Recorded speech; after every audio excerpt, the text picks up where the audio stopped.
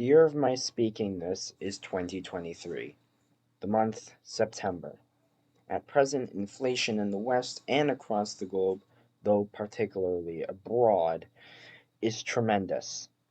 Many businesses have been permanently shut down over the past decade alone, and you need only walk for a few minutes now in large cities New York, San Francisco, Los Angeles, Portland, Toronto, Vancouver. I could go on forever with a list of examples.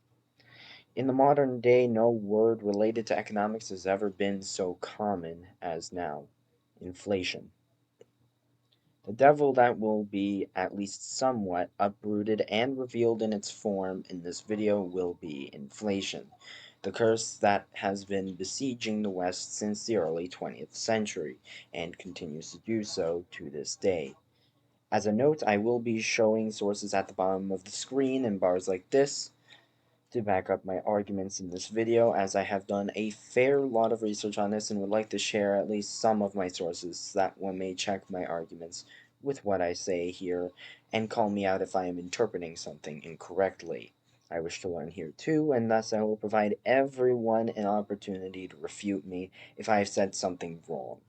All links to documents used will be in the description, as well as links to Amazon.com for the respective books if you wish to pick up a physical copy. Now, with that out of the way, let us begin. To start, I would like to refresh people on the definition of inflation. I'll be using in this video one from dictionary.com, link in the description. Inflation, noun, economics, a persistent substantial rise in the general level of prices related to an increase in the volume of money and resulting in the loss of value of a currency, the act of inflating. With that out of the way, I shall continue. Inflation can therefore be interpreted as the inflation of a currency as the volume of money relative to the prices increases substantially, thus causing the currency to lose value. The reason why the currency loses value should be obvious to those with elementary knowledge in economics. As the supply of currency increases, if there is no proportional response in the supply of products and services in the markets, the ratio of that currency to the things it buys grows larger and thus causes it to become less valuable. It is basic supply and demand, simply extrapolated to a currency rather than some other good or service. Now that we know this, we should ask why the inflation of a currency occurs. And, well, luckily for us, many have already solved this. The following is a quotation from Henry Hazlitt's What You Should Know About Inflation, Chapter 3, page 7. Quote, "One of the most stubborn fallacies about inflation is the assumption that it is caused not by an increase in the quantity of money, but by a shortage of goods.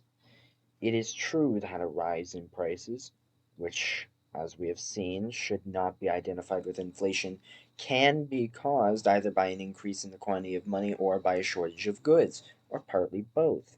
But we seldom find, even in conditions of total war, a general rise of prices caused by a general shortage of goods." Hazlitt then goes on to mention how this relates to the inflation of the German mark in 1923. But that is a subject for another day. In the meanwhile, we have found a potential argument for inflation being caused by an increase in the quantity of money. But to be certain, let us find another source that backs this assumption up. Taken from Mises.org, the Mises.org article, Inflation, Government's Insidious Form of Theft. Quote, "As prices rise, a semantic shift takes place. Inflation becomes price inflation. As businesses raise prices, the government can step in as the avenging angel and place ceilings on increases." This backs up the previous assumption we have made via proving to us that the actual increase in the amount of currency that is the cause, not the prices themselves. The prices and shortages of goods are more likely a symptom of the problem and not the problem itself, that being the printing of money via the banks. And who prints the money again? Quote, because the government often gets new money first, it can fund controversial measures such as wars and bailouts. Government puts the funding on its charge card, prompting the alchemy of debt monetization. We get the bill, of course, but we never see it itemized because it's spread over everything else that we buy. If you didn't already guess before I said it, the state does. In fact, the government sometimes may have money managing organizations such as the Federal Reserve, or Fed for short, in the US, which has been around since 1913, which artificially increase interest rates, for example, to benefit bureaucrats and the government while shafting everyone else. Here's a quotation from the start of the article, "The Fed Harming the Economy for Over a Century." Quote, since its founding in 1913, the unelected central planning bureaucrats at the Federal Reserve have been given the incredible privilege of legally creating money out of thin air, which mere mortals like us are not allowed to do. They have also been given the tremendous responsibility of maintaining 1. Maximum employment, 2. A stable price level, and 3. Low interest rates. The author, Jon Wolfenbarger, then goes on to list the failures of the Fed to do this, though for the sake of incentivizing you to look at my sources, I will leave that to you for your own reading, as it is quite a good list that ultimately should be discussed in its own video, rather than being shoehorned in here. As well, it would be better to just discuss that in its own general video instead of here. But in any case, at this point, most other channels would call it a day and say that their work is done. But I don't feel that way, and I may have listed a few sources now, but all of them came from one or two schools of economics. Two schools being the Austrian school, led by Ludwig von Mises, and the Chicago school, originally led by Milton Friedman. I now wish to also cite a source from a different school of economics. Quote, Lenin is said to have declared that the best way to destroy the capitalist system was to debauch the currency. By a continuing process of inflation, governments can confiscate secretly and unobserved an important part of the wealth of their citizens. By this method, they not only confiscate, but they confiscate arbitrarily, and while the process impoverishes many, it actually enriches some. Lenin was certainly right. There is no subtler, no surer means of overturning the existing basis of society than to debauch the currency. The process engages all the hidden forces of economic law on the side of destruction, and does it in a manner which not one man in a million is able to diagnose. This quote comes from John Maynard Keynes in his article titled Inflation in his Essays in Persuasion. Link, I will remind you, is in the description. Keynes, for those unenlightened, was a British economist, born 1883, died in 1946, who was a proponent of government spending to fix economic problems. Put simply, I suggest you read his work too, as I suggest you read the works of as many of these people I mention as possible, irrespective of their political leanings. It should also be noted that the Keynesian school of economics is considered to be almost the opposite of the Austrian school of economics. Yet he agrees here, he states here, that inflation is a government-imposed tool that is used to overturn the basis of society, end quote. This leads us to the conclusion that inflation is not just some mystical thing that comes and goes mystically. Ooh.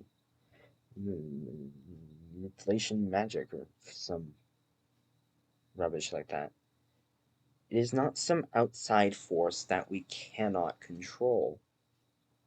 Rather, inflation is a governmental ploy of wealth redistribution that they may use secretly and easily so, simply through printing more money.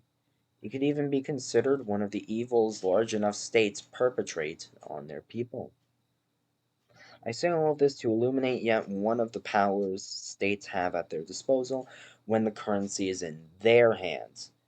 Though I am not arguing for a completely uncontrolled currency here, as that leads to a wholly different topic, I simply want to bring it to light to others that we cannot always trust what our governments say.